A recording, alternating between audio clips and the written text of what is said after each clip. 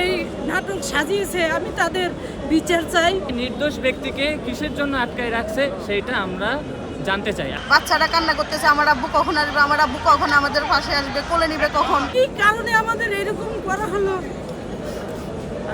মিডিয়াই বলতেছে এটা বিডিএর বিদ্রোহ ছিল না, এটা সাজানো হত্যাকাণ্ড। তারপর কেন আমাদের এভাবে হয়রানি করছে, কিসের জন্য? যারা এই নাটক সাজিয়েছে আমি তাদের বিচার চাই। জানি সঠিক বিচার আমরা এই বাংলার মাটিতে দেখে যাইতে পারি। আমার সন্তানেরা আমরা যেভাবে কষ্ট পাইছি এরকম জানি আল্লাহ, আমার যে শত্রু আছে তাদেরও জানি আল্লাহ এরকম কষ্ট না দেয় এই দুনিয়ায়। ছোটবেলা থেকে এটাই শিখে আসছে যে বাবা কোনো একটা জায়গায় আছে, কাজ করতেছে। আস্তে আস্তে বড় হয়েছি তখন বুঝতে পারতেছি যে বাবা কাজ করতেছে না, বাবা একটা ছোট্ট একটা জায়গায় বন্দি আছে। কিসের জন্য বন্দি আছে সেইটা এখন পর্যন্ত দেখতে পারলাম না। ছোটবেলা থেকে এটাই শুনলাম যে বিডিআর বিদ্রোহ মামলা। আদৌ এটা বিডিআর বিদ্রোহ মামলা কিনা সেইটা আমার ওইসব জায়গায় প্রশ্ন।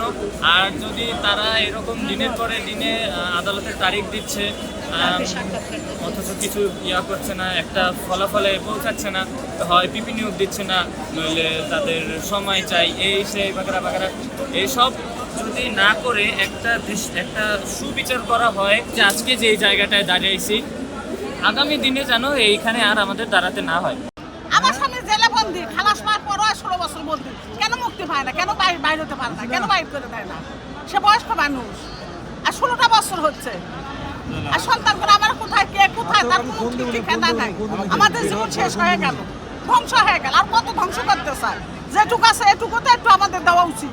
এই শুনানিতে আপনাদের পিপি নিয়োগ হয় না, আপনাদের আদেশ হয় না, কেন হয় না? এটা তো একটা দৃষ্টান্তমূলক একটা হলো পরিকল্পিত হত্যা।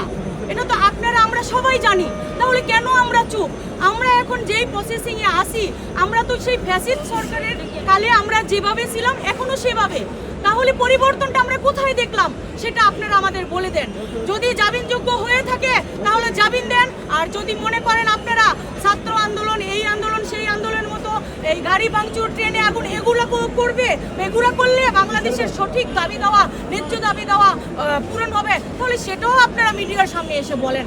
আর যদি সেটা না হয় তাহলে নাটকীয় অবস্থান রেখে পূর্বের যেই অবস্থানে আমরা ভুক্তভোগী সেগুলো রেখে এখন আপনারা এটা সঠিক বিচারের মাধ্যমে আপনারা খালাসপ্রাপ্ত যারা আছে তাদেরকে অন্তত জেলের তালাটা খুলে দেন। এই যে বিডিআরের ছেলে মেয়ে বউ বাচ্চা রাস্তায় ফালাই দিয়া এখন তো সে চলে গেছে বিমানে, এখন তো আমরা রাস্তায় মাটি মাটি ধরে ধরে ঘুরতেছি, ছেলে মেয়ে নিয়ে, স্বামী কাটতেছে জেল, আমরা কাটতেছি এই রাস্তায়।